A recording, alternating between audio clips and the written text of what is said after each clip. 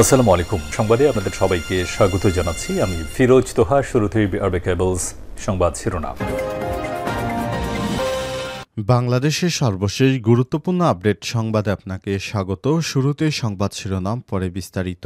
শুরুতে জানাব, সেনা সদস্যকে অপহরণ ও মারধরের ঘটনায় বিএনপির ৮ নেতার পদ স্থগিত। বালুমহলের দরপত্র নিয়ে সেনা সদস্যকে অপহরণ করে মারধর ও মালামাল ছিনে নেওয়ার অভিযোগে বিএনপি এবং অঙ্গ সংগঠনের ৮ নেতার প্রাথমিক সদস্যপদসহ সব পর্যায়ের পদ ৩ মাসের জন্য স্থগিত করা হয়েছে। আজ বৃহস্পতিবার ২৭শে মার্চ বিকেলে বিষয়টি নিশ্চিত করেছে বরিশাল মহানগর বিএনপির সদস্য সচিব জিয়াউদ্দিন শিকদার জিয়া। এরপর জানাব, প্রথম বা দ্বিতীয় স্বাধীনতা নয়, তাদের কাছে গুরুত্বপূর্ণ লুটপাটের স্বাধীনতা, বললেন নাহিদ ইসলাম।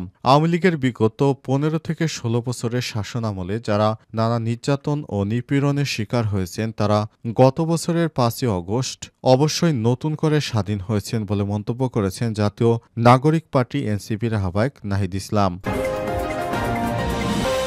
এদিকে শেখ মুজিব চাননি পাকিস্তান ভেঙে বাংলাদেশের জন্ম হোক। শেখ মুজিবুর রহমান কখনো চাননি পাকিস্তান ভেঙে বাংলাদেশ হোক। তিনি দেশপ্রেমে নয় বরং ক্ষমতার মসনদে বসার লড়াই করেছেন। বুধবার ঢাকা মহানগর দক্ষিণ জামাত ইসলাম কর্তৃক আয়োজিত এক আলোচনা সভায় দলটির সেক্রেটারি জেনারেল অধ্যাপক মিয়া গোলাম পরোয়ার এসব কথা বলেন। এবারে জানাবো, শেখ হাসিনা সহ ৭৩ জনের বিরুদ্ধে রাষ্ট্রদ্রোহের মামলা। শেখ হাসিনা সহ ৭৩ জনের বিরুদ্ধে রাষ্ট্রদ্রোহের মামলা দায়ের করা হয়েছে। আসামি করা হয়েছে যুক্তরাষ্ট্র আওয়ামী লীগের সহ সভাপতি ড রাব্বি আলম সহ আরও ৫০৩ জনকে। জয়বাংলা ব্রিগেড নামীয় অনলাইন প্ল্যাটফর্মের মিটিংয়ে গৃহযুদ্ধের পরিকল্পনা বর্তমান সরকারকে উৎখাতের ষড়যন্ত্রের অভিযোগে এই মামলা দায়ের করা হয়। এদিকে রাষ্ট্রত্ব ৪ ব্যাংক খোলা থাকবে শুক্রবার। রাষ্ট্রীয় মালিকানাধীন সোনালী জনতা অগ্রণী ও রূপালী ব্যাংক আগামী শুক্রবার খোলা থাকবে। বেসরকারি শিক্ষা প্রতিষ্ঠান এমপিওভুক্ত শিক্ষক কর্মচারীদের বেতন তোলার সুবিধার জন্য এদিন সকাল ১০টা থেকে ১২টা পর্যন্ত সব শাখা খোলা থাকবে। অফিস ৩টা পর্যন্ত চলবে। বৃহস্পতিবার ২৭শে মার্চ বাংলাদেশ ব্যাংক থেকে এ সংক্রান্ত একটি নির্দেশনা ব্যাংকগুলোতে পাঠানো হয়েছে। এবং সর্বশেষ জানাব, ট্রাম্পের শুল্ক বিরোধী নেতৃত্বে জার্মান। মার্কিন প্রেসিডেন্ট ডোনাল্ড ট্রাম্পের ২৫% শুল্ক আরোপের সিদ্ধান্ত গভীর উদ্বেগ প্রকাশ করেছে জার্মানি। ট্রাম্পের নতুন পদক্ষেপের আওতায় আমদানি করা গাড়ি ও গাড়ির যন্ত্রাংশের উপরেই শুল্ক আরোপ করা হবে, যা জার্মানি এবং ইউরোপের একটি বড় চ্যালেঞ্জ হয়ে দাঁড়িয়েছে। খবর বিবিসির। প্রিয় দর্শক, এতক্ষণ শুনছিলেন সংবাদ শিরোনাম, এবারে বিস্তারিত। তবে তার আগে বন্ধুরা, অনুরোধ থাকবে সংবাদটিতে একটি লাইক দিন। এই চ্যানেলে আপনি নতুন হয়ে থাকলে আমাদের সংবাদটি দেখতে দেখতে চ্যানেলটি সাবস্ক্রাইব করে রাখুন। কমেন্ট করে বন্ধুরা আপনার মূল্যবান মতামত জানিয়ে দিন আপনি বিশ্বের কোন দেশ থেকে বা বাংলাদেশের কোন স্থান থেকে আমাদের সংবাদটি দেখছেন এবং শুনছেন। এবারে বিস্তারিত। সেনা সদস্যকে অপহরণ এবং মারধরের ঘটনায় বিএনপির ৮ নেতার পদ স্থগিত। বালুমহলের দরপত্র নিয়ে সেনাবাহিনীর সদস্যদেরকে অপহরণ করে মারধর ও মালামাল ছিনে নেওয়ার অভিযোগে বিএনপি ও তার অঙ্গ সংগঠনের ৮ নেতার প্রাথমিক সদস্য সহ সব পর্যায়ের পদ ৩ মাসের জন্য স্থগিত করেছে কেন্দ্র।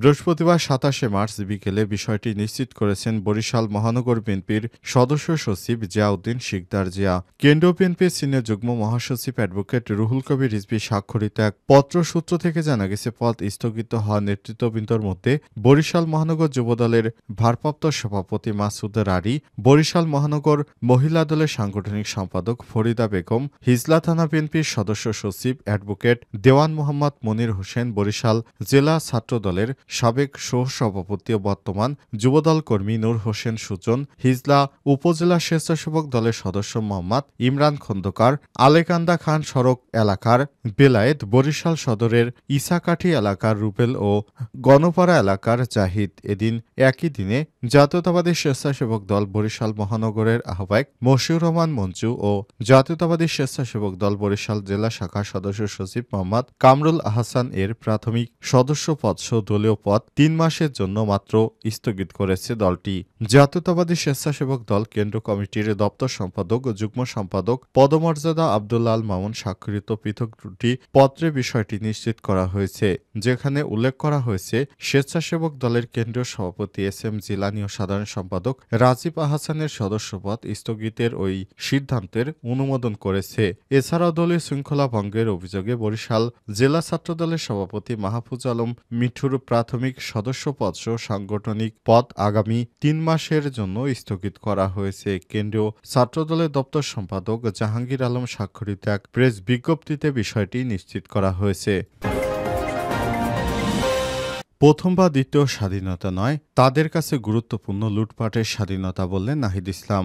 আওয়ামী লীগের বিগত ১৫ থেকে ১৬ বছরের শাসনামলে যারা নানা নির্যাতন নিপীড়নের শিকার হয়েছেন, তারা গত বছরের ৫ই আগস্টে অবশ্যই নতুন করে স্বাধীন হয়েছেন বলে মন্তব্য করেছেন জাতীয় নাগরিক পার্টি এনসিপির আহ্বায়ক নাহিদ ইসলাম। বৃহস্পতিবার ২৭শে মার্চ বিকেলে রাজধানীর বাংলা মোটর রূপায়ণ টাওয়ারে জাতীয় নাগরিক পার্টির অস্থায়ী কেন্দ্রীয় কার্যালয়ে এক আলোচনা সভা ও দোয়া মাহফিলে এসব কথা বলেছেন তিনি। নাহিদ ইসলাম বলেছেন, যাদের ব্যাংক ব্যালেন্স অক্ষুণ্ণ ছিল, যারা আপোষ করে বিরোধী রাজনীতি করেছে, তাদের কাছে হয়তো এটা স্বাধীনতা মনে হয় না, কারণ তারা হয়তো সব সময় স্বাধীন ছিল, আগের আমলে ছিল, এখনো আছে।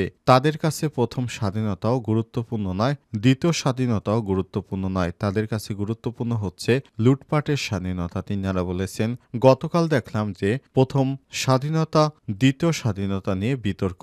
আমরা যারা গত ১৬ বছরে এই ঘটনাগুলোর ভিকটিম ছিলাম, আমাদের কাছে এটা অবশ্যই স্বাধীনতা। ৫ই আগস্ট আমরা আসলে নতুন করে স্বাধীন হয়েছি। যারা এই বিগত ১৫ থেকে ১৬ বছর নির্যাতিত হয়েছি, নিপীড়িত হয়েছি, শেখ হাসিনা এবং আওয়ামী লীগের নেতাকর্মীরা এখনও ভারতে অবস্থান করছে উল্লেখ করে নাহিদ ইসলাম বলেছেন, ভারতে গণহত্যাকারীদের নিজ দেশে আশ্রয় দিয়ে কোনো ভালো উদাহরণ তৈরি করছে না।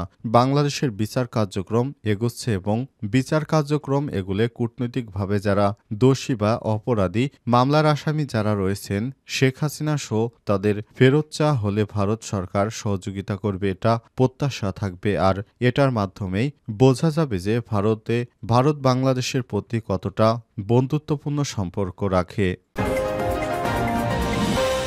শেখ মুজিব চায়নি পাকিস্তান ভেঙে বাংলাদেশ হোক। শেখ মুজিবুর রহমান কখনো চাননি পাকিস্তান ভেঙে বাংলাদেশের জন্ম হোক। তিনি দেশপ্রেমে নয়, ক্ষমতার মসনদে বসার লড়াই করেছেন। বুধবার ২৬শে মার্চ ঢাকা মহানগর দক্ষিণ জামাত ইসলামের কর্তৃক আয়োজিত মহান স্বাধীনতা দিবস ও জাতীয় দিবস উপলক্ষে আলোচনা সভায় দলটির সেক্রেটারি জেনারেল অধ্যাপক মিয়া গোলাম পরোয়ার এসব কথা বলেছেন।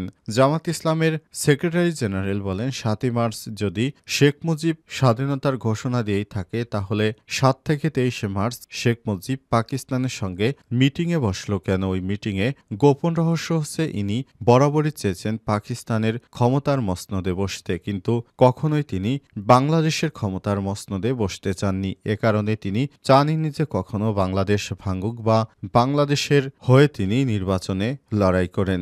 গুজবে কান না দিয়ে দেশবাসীকে জুলাই আগস্টের ন্যায় ঐক্যবদ্ধ থাকার আহ্বান জানিয়ে তিনি বলেছেন, আওয়ামী লীগের মতো বিরোধী রাজনৈতিক দলকে ঘায়েল করার মিশনে না নেমে আদর্শিক রাজনীতি চর্চা করতে হবে। বিরোধিতা করার আগে আয়নায় নিজের চেহারা দেখার এবং পূর্বের ইতিহাস জানারও পরামর্শ দেন জামাত ইসলামের সেক্রেটারি জেনারেল। শেখ হাসিনা সহ ৭৩ জনের বিরুদ্ধে রাষ্ট্রদ্রোহের মামলা। শেখ হাসিনা সহ ৭৩ জনের বিরুদ্ধে রাষ্ট্রদ্রোহের মামলা দায়ের করা হয়েছে। আসামি করা হয়েছে যুক্তরাষ্ট্র আওয়ামী লীগের সহসভাপতি ডক্টর রাব্বি আলম সহ আরও ৫০৩ জনকে।